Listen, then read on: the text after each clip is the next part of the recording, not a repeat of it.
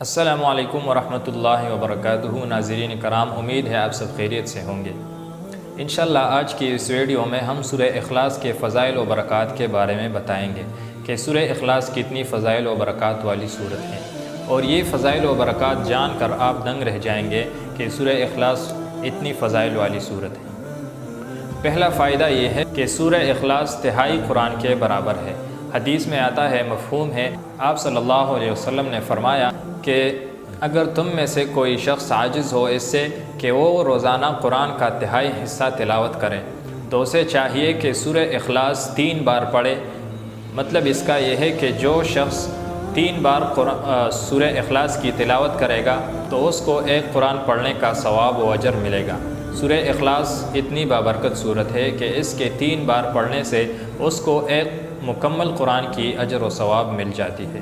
سورہ اخلاص کا دوسرا فائدہ یہ ہے کہ سورہ اخلاص کی محبت اللہ تعالیٰ کی محبت کا حصول ہے، اور سورہ اخلاص کی زیادہ تلاوت کرنا یہ اس بات کی علامت ہے کہ اس بندے کے ساتھ اللہ تعالیٰ کی عشق و محبت ہے، اور جو شخص بکثرت سورہ اخلاص کی تلاوت کرتا ہے اس کو اللہ تعالیٰ کی محبت مل جاتی ہے۔ تیسرا فائدہ سورہ اخلاص کا یہ ہے کہ اس کی محبت انسان کو جنت میں داخل ہونے کا سبب ہے۔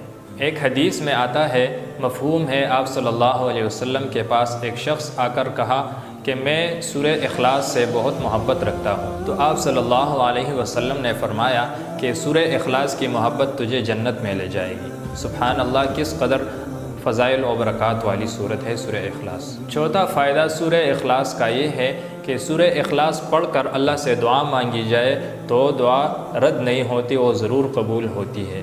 جس طرح کہ ایک حدیث میں آتا ہے کہ ایک شخص مسجد میں بیٹھا ہوا دعا مانگ رہا تھا اور آپ صلی اللہ علیہ وسلم تشریف لے آئے۔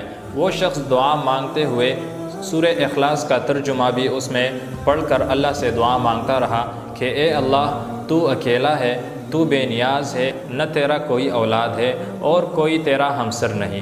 آپ صلی اللہ علیہ وسلم نے سن کر فرمایا کہ قسم ہے اس پاک ذات کی جس کے قبضے میں میری جان ہے کہ اس شخص نے اسم اعظم کے ساتھ دعا مانگ لیا۔ پانچواں فائدہ سورہ اخلاص پڑھنے کا یہ ہے کہ سورہ اخلاص کو 10 بار پڑھنے والے کے لیے جنت میں ایک محل بنا دیا جاتا ہے۔ سبحان اللہ، جیسا کہ ایک حدیث میں آتا ہے، آپ صلی اللہ علیہ وسلم نے فرمایا، حدیث کا مفہوم ہے کہ جو شخص 10 بار سورہ اخلاص کی تلاوت کرے گا اس کے لیے جنت میں ایک محل بنا دیا جائے گا۔ تو اس پر ایک صحابی رضی اللہ عنہ نے عرض کیا کہ یا رسول اللہ صلی اللہ علیہ وسلم، پھر تو ہم جنت میں بہت سارے محلات اپنے لیے بنائیں گے۔ آپ صلی اللہ علیہ وسلم نے فرمایا کہ اللہ اس سے بھی زیادہ اور اس سے بہتر محلات بنانے والا اور دینے والا ہے۔ چھٹا فائدہ سورہ اخلاص کا یہ ہے کہ سورہ اخلاص رحمان کی صفت ہے۔ مشرکین نے آپ صلی اللہ علیہ وسلم سے کہا کہ اپنے رب کا تعارف کیجئے، تو اللہ جل شانہ نے سورہ اخلاص نازل فرمایا، تو معلوم ہوا کہ سورہ اخلاص اللہ تعالیٰ کی صفت ہے۔